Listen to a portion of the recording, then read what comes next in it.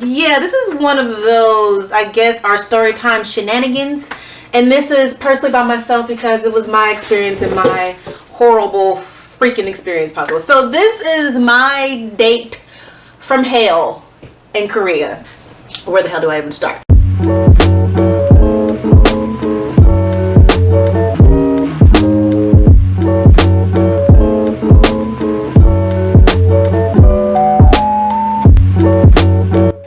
Met this guy.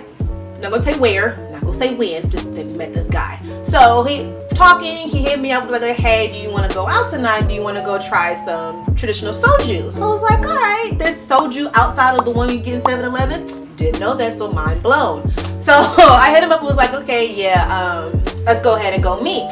So he decided to meet in Itaewon. So I met him up at the train station. We met, we talked or whatever. Sweet guy, who was really sweet. He wasn't bad looking. He was nice to hang out with. So we're in Itaewon. I'm thinking, you know, probably gonna be expensive. So let me, you know, not be that person and order, you know, the most expensive thing off the menus. Knowing my bougie behind, I probably would have. So we go to this place. I forget the name of it. It is where they have, I guess, the soju that's made the old school way, not the factory made. So I get in there and I'm like, all right, we sit down.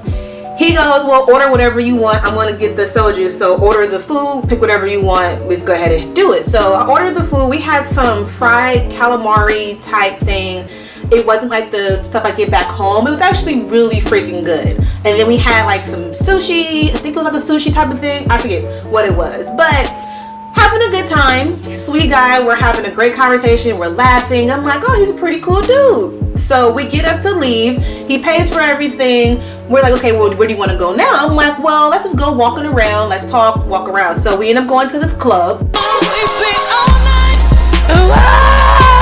This guy kind of pulled me to the side, was like, hey, come in for, you get in for free, you get a free drink, you gotta stay for an hour. Because in Korea, if you go to like the clubs out there, they kind of get you to come in for free. They're like, hey, we'll give you the free token to go in and get your free drink, but you gotta stay for an hour.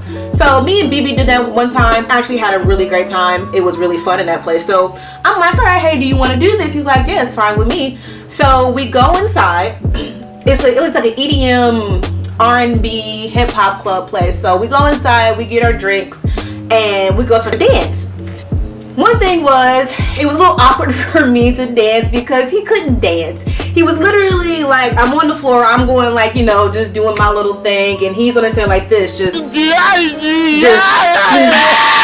couldn't get on beat. So I couldn't dance the way that I wanted to dance. And for some reason in Korea, if you're black and you're a black female and other females see you dancing, they think this is cool, or they think you're cool, so they want to come and dance with you. So I kid you not, in like 10.5 seconds, I had like 4 girls dancing around me who actually could dance. They were pretty good at dancing. So they're dancing around me, and I couldn't really get to it because I had him. I didn't want to make him really look bad. And then you had a bunch of other guys that were trying to come around, and it was just getting bad real quick.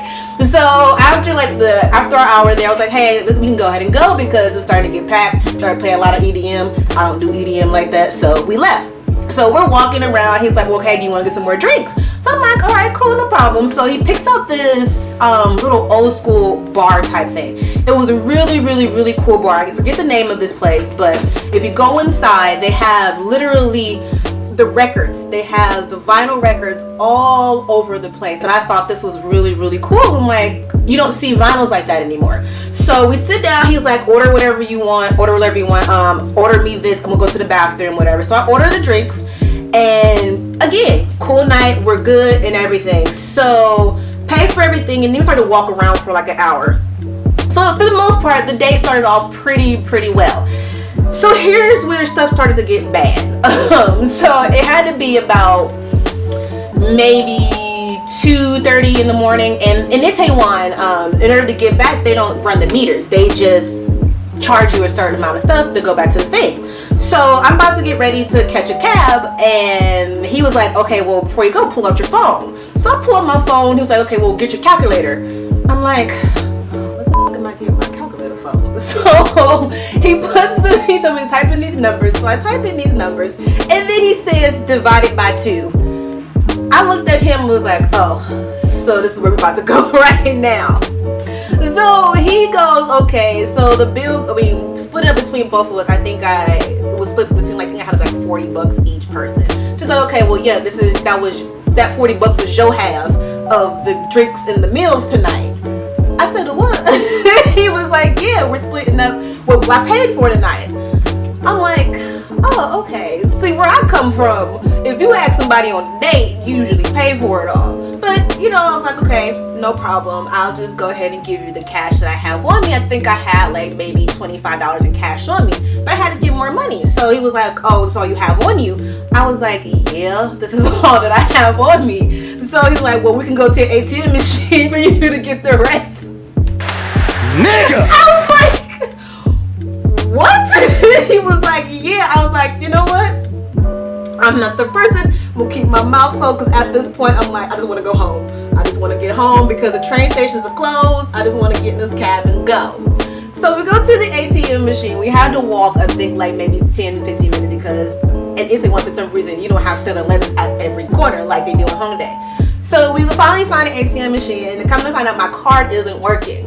Long story short, some stuff happened back in the States, so where they put a pause on my card. So I couldn't get any money out. So I'm like, what the fuck's happening with my card? So he's like, well, what's wrong? I'm like, well, I can't use my card. For some reason, it's not working here. We need to find something else. He was like, well, do you want to try a different ATM machine? Why I gotta try a different ATM machine? Like, bruh, can't you just, it's $20. So I'm like, all right, let's just go find another ATM machine. See, it was just that place. It wasn't just that place. We had to go. And mind you, we've been drinking all night. So at this point, we're trying to find a different place. I have to pee, like extremely, extremely bad. This is like we're walking around all of Itaewon in the middle of the night, and I couldn't find out one bathroom. So we stopped on the way, trying to find another place. We stopped on the way to go to the bathroom, walk to the little mom and pop shop. He tries to follow me inside. I'm like, no, just stay out here, because at this point I'm like, I don't want to be around you. So I got this little mom and pop. They almost didn't let me use the bathroom without buying something, but I think one of like her son or something like that was like, you know what, she's around the corner, just go ahead, go to the back. So I have to walk down the stairs to this little dungeon area. Like the bathroom had to be like this small. So I'm like, can barely fit. I'm like, I gotta pee. I'm about to pee on myself. And I'm tired, I want to go home. So I go back. He's like, well, you know what, just go ahead and just send me the money whenever you get a chance, because it's getting late and you know I don't want you out here like that anymore. I'm like, okay, fine. So he's like, well, should I just wait for you for a cab? I'm like, bruh, I don't got any money to take a cab. I gotta, you know, take a bus here. So we look up the bus schedule, and the next fucking bus don't come until like 5 o'clock in the morning. I'm like, I gotta sit at this fucking bus station for like another hour and a half. So I'm like, all right, I'm just ready to go. I'm tired. And he's like, well, I'll wait with you. I was like, no, just go. But he wouldn't get the hint. He was like, well, you know, it's wrong of me to sit here and you know, let you go by yourself. I'm like, bro, it was wrong of you to make me pay for all this stuff here today when you asked me out. So I think it's time for you to leave. So after like 10 minutes of him following me around, because at this point I'm not even talking to him, I just follow him around. I'm like, you know what, just catch the cab. You're gonna be late for work or whatever you gotta go do. He's like, are you sure? I'm like, yes, I'm sure. Just leave me here at the bus stop. So he finally catches a cab and he leaves. So it's 3 o'clock in the morning and I'm sitting here like at this bus stop, like, what the hell am I gonna do? It's hot, it's humid. The curls that I had then was like a big ass afro now, because my hair then went from pretty to bug wolf in like literally 2 seconds. So I'm sitting at the bus stop by myself in the middle of the night, and I see cabs keep coming around. They keep circling around me. So one cab pulls over across the street, and it just sits there, like right in front of me. It just sits there. I'm like, what the fuck is y'all sitting there for? Another cab pulls over in my same area, my side of the street, and he just sits there. So it's like I'm right here, and the cab is posted up and sitting here with his lights like low, like the lights off and everything, just sitting there. So I'm getting nervous. I'm like, no, not today. So I decide, you know what, let's let me die down a time and walk up here to the next bus stop. But I'm thinking the next bus stop had to be like maybe 5 minutes away. No, the next bus stop had to be like 2 miles away from where I was. And I didn't realize that until I started walking. So I'm walking, it's pitch black. And the area that I'm walking in happens to be where the War Museum is.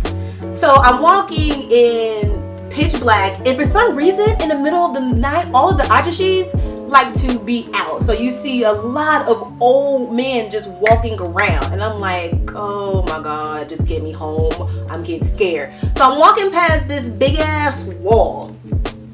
It had to be a big ass wall. It had barbed wires on it. And for some reason, as I'm walking on it, it's quiet. All I heard is chirping. But then something in my head, all I'm hearing is kiki ka ga ga. Like that sound that you know from Michael Myers, that whole thing. For some reason, that's all I'm hearing in my head. So my mind's playing tricks on me. So all I'm thinking is somebody's about to hop over this goddamn barbed wire fence with a machete and come chase me down. So as I'm walking, I'm starting to walk really, really fast. So I get to this bench. This is happened to be right before you get to the entrance of the War Museum. And I couldn't really tell because I didn't have my glasses on, but I see like a shadow. It was like a human being was there, but I was like, my mind's playing tricks on me, so nothing's there. So he's just sitting there, and I get closer and I notice it's a man. It's a man just literally sitting there staring at me.